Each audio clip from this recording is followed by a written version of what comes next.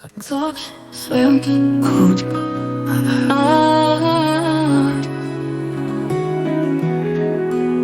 आत्मसमझ एक प्रक्रिया है जिसमें व्यक्ति अपने विचारों, भावनाओं, व्यवहारों और उद्देश्यों को गहराई से समझने का प्रयास करता है। ये केवल व्यक्तिगत विकास तक सीमित नहीं है, बल्कि सामाजिक समझना और आध्यात्मिक प्रगति का भी आधार है। आत्मसमझ के बिना व्यक्ति अपने जीवन में संतुलन और अर्थ नहीं ढूंढ सकता। दार्शनिक परिप्रेक्ष्य। प्राचीन यूनानी दार्शनिक सुकरात ने कहा था, खुद को जानो, जो आत्मसमझ के महत्व को रेखांकित करता है। सुकरात का मानना था कि सच्चा ज्ञान तभी संभव है जब व्यक्ति अपने भीतर की सच्चाई को पहचाने। भारतीय दर्शन में उपनिषदों का आत्मानं विद्धि, अपने आप को जानो, और गहराई देता है। ये आत्मा की खोज को परम सत्य से जोड़ता है, जहाँ व्यक्ति अपने अहंकार और भौतिक पहचान से परे जाता है। इसी सिद्धांत को और गहराई देता है।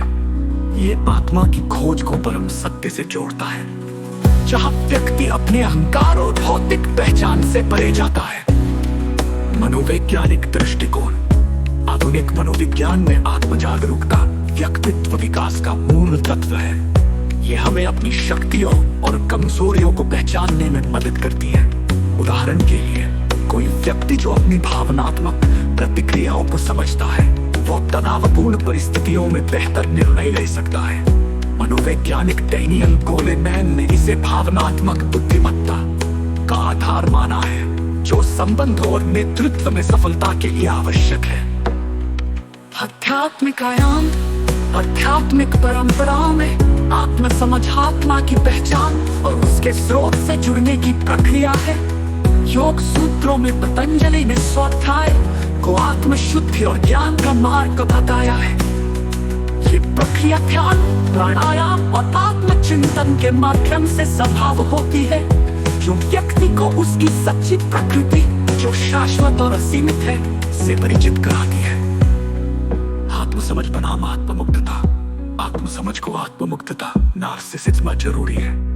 आत्ममुक्त व्यक्ति केवल अपने अहंकार को बढ़ावा देता है और दूसरों की भावनाओं को अनदेखा करता है, जबकि आत्मसमझ वाला व्यक्ति अपनी कमियों को स्वीकार करता है और दूसरों के प्रति सहानुभूति रखता है।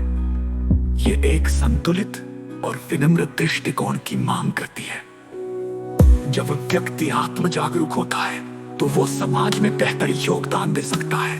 वो अपने कार्यों के परिणामों को समझता है और दूसरों के साथ सौहार्दपूर्ण संबंध बनाता है। उदाहरण के लिए, एक आत्म जागरूक नेता अपने निर्णयों में निष्पक्षता और संवेदनशीलता लाता है, जिससे सामाजिक एकता बढ़ती है। अस्थायी बुद्धि। मन की चंचलता का स्वरूप और नियंत्रण।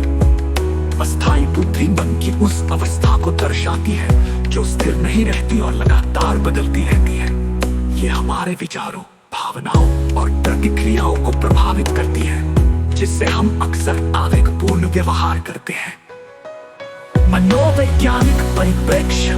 मनोविज्ञान में अस्थायी बुद्धि को आवेगशीलता के रूप में देखा जाता है। ये मस्तिष्क के लिम्बिक सिस्टम से जुड़ी है, जो भावनाओं को नियंत्रित करता है। उदाहरण के लिए, क्रोध में कोई तीखी प्रतिक्रिया देना या तुरंत संतुष्टि की चाहत में गलत निर्णय लेना, ये व्यवहार संबंधों को नुकसान पहुंचा सकता है और दीर्घकालिक लक्ष्यों को स्वयं की खोज।